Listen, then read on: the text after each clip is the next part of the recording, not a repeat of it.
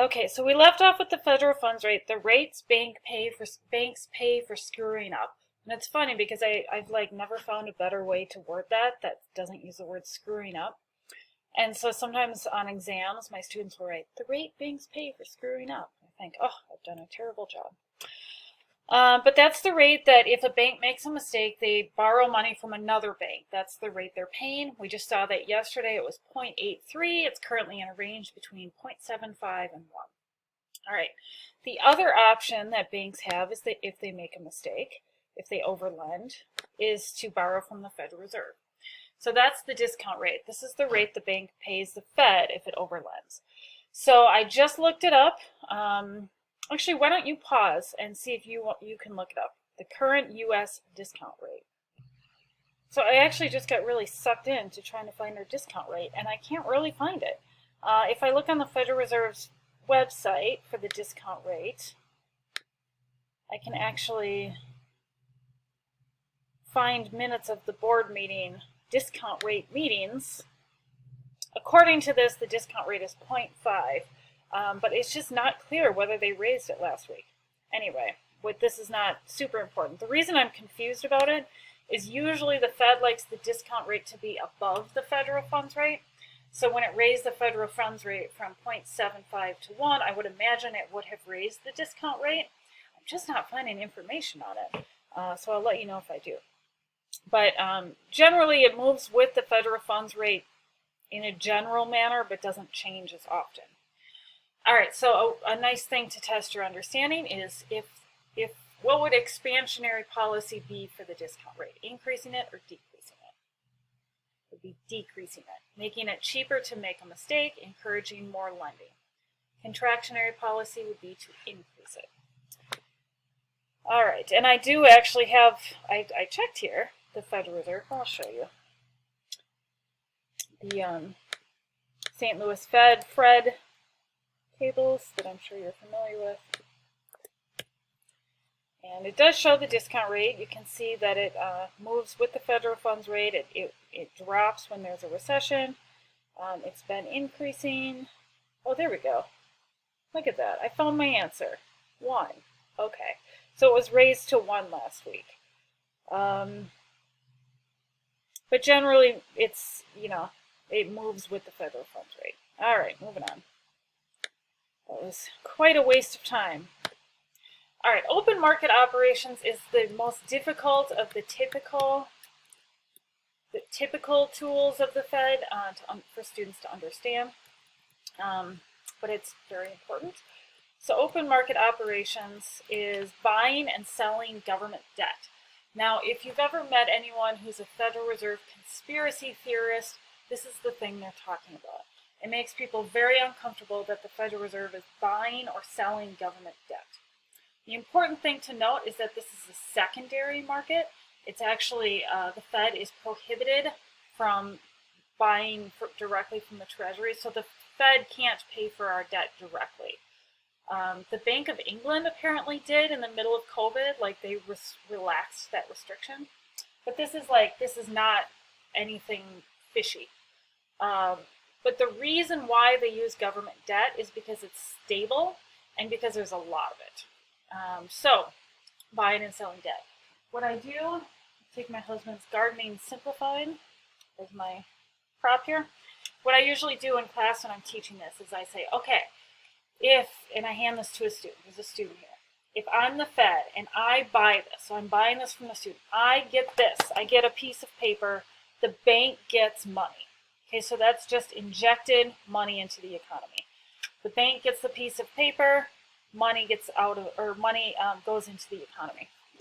Okay, if I'm the bank and I sell this to, or the Federal Reserve, and I sell this to a bank, I get money, I've just gotten money, they get a piece of paper, I take the money, I hit delete.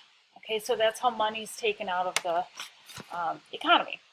And the reason why government debt is bought and sold is because the balance sheets of the banks have to match, right? The Fed can't just be like, hey, give me the money and then I'll delete it.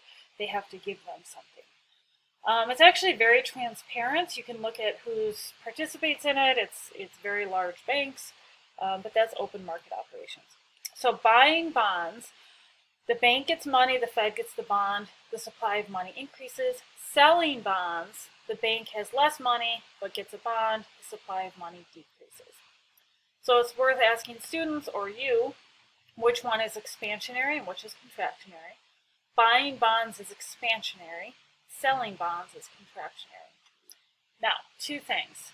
You might be remembering the bond buying program that the Federal Reserve did after the financial crisis. So the Fed was buying a bunch of bonds and actually other assets as well. That was like very aggressive expansionary policy. And it wasn't just the Fed, other central banks were doing that as well. You might also note that in the statement that I had you read for last week, that the Fed's reducing its balance sheet. What's happening in that case is it's selling bonds, so that's contractionary policy. All right, so this is traditional tools of the Fed. So in 2008, I was teaching at Skidmore College, and I got an email, and they said, we realize that professors don't know how to teach what the Fed's doing. It's so new. Actually, it was 2009.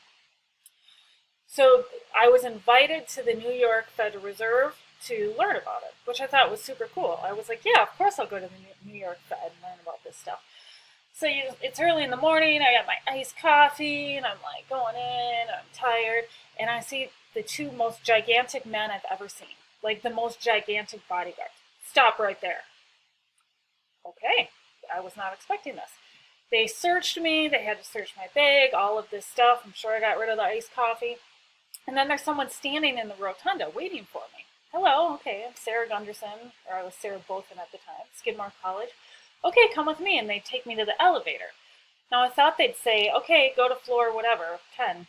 But they went into the elevator, pushed the button, escorted me to my seat, right? So I'm like, okay, this is more intense than I thought. Now this old guy next to me turns to me and he says, hey, you know how much gold they've got in the vault? I said, okay, first of all, stop talking to me. But also, I understand why this is so intense. So it was this little thing that happened. I go to the Fed and I learn about what happened. And it was just so fascinating. And this is one reason why I love Ben Bernanke, because he was the chairman at the time. The first thing they did in 2008 is they started to pay interest on reserves. So if you remember, banks typically have to put 10% of their assets into 10% of their deposits into the vault. That used to just be like penalized, right? You'd lose it to inflation. It had to sit in the vault. The Fed started paying interest on that. And the reason they paid interest on it is because there was such extreme expansionary policy happening that they needed a way to back out of it. So they added this extra tool to be able to control inflation. So if the Fed is concerned about inflation, it's going to raise interest on reserves. That incentivizes banks to put more money in the vault, pulls it out of the supply of money. So it just adds another incentive. And if you think about it, like if we get crazy high inflation, which actually we have, but like even worse, they could raise the interest on reserves to like 20%. Banks are like, I'm not lending at all. I'm going to get that 20%, put this in the vault. So that's, it actually moves with the federal funds rate and the discount rate. It's an additional tool. The next thing the Fed did is it purchased longer-term securities. So that's called quantitative easing. So it's like open market operations, but longer term. This was the bond buying program, if you might remember that. The Fed also purchased risky or bad debt. It was purchasing mortgage-backed securities. Sometimes people call this quantitative easing. It's actually very confusing when you look it up. But basically it was buying a bunch of stuff. Now I'm going to skip forward to this chart right here. So we can see this is the balance sheet of the Fed. These are the Federal Reserve's assets. Pre-financial crisis, we can see some changes were going on, right?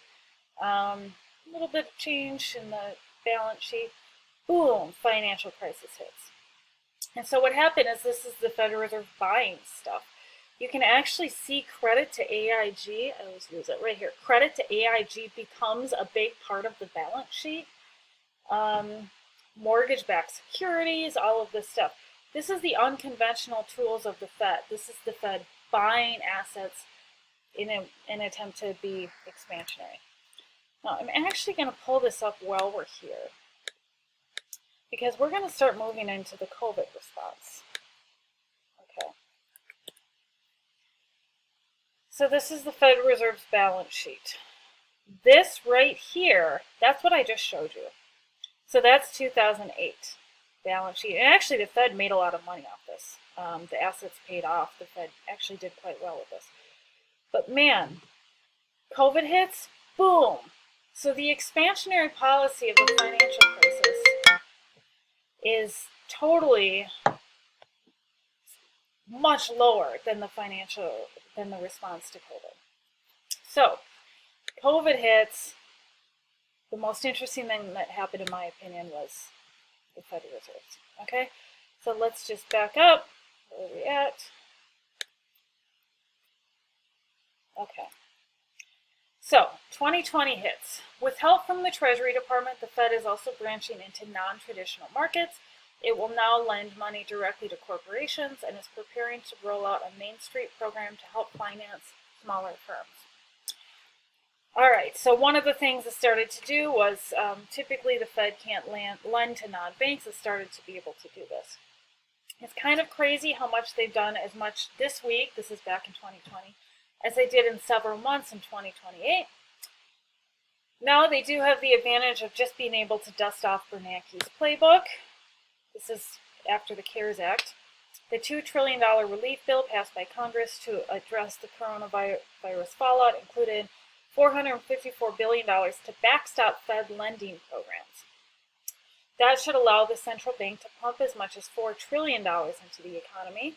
That's more than the Fed spent on its bond buying program in the 6 years after the financial crisis. A lot going on here. Fed's doing stuff it normally doesn't have the authority to do. Part of the CARES Act, and a large part of the CARES Act, was money to help the Fed do this stuff. The amount of money that was able to be pumped into the economy was massive. As our colleague Ben Bernanke, the former Fed chair, said in so many words during the Great Recession, we didn't set out to save Wall Street, but in order to save Main Street, we had to save Wall Street. The aim in 2020 was to help credit markets so that the crisis didn't spread more than it already was going to. So I'm going to actually go through all of these little things, and I've given you the Brookings article that does go through all of them.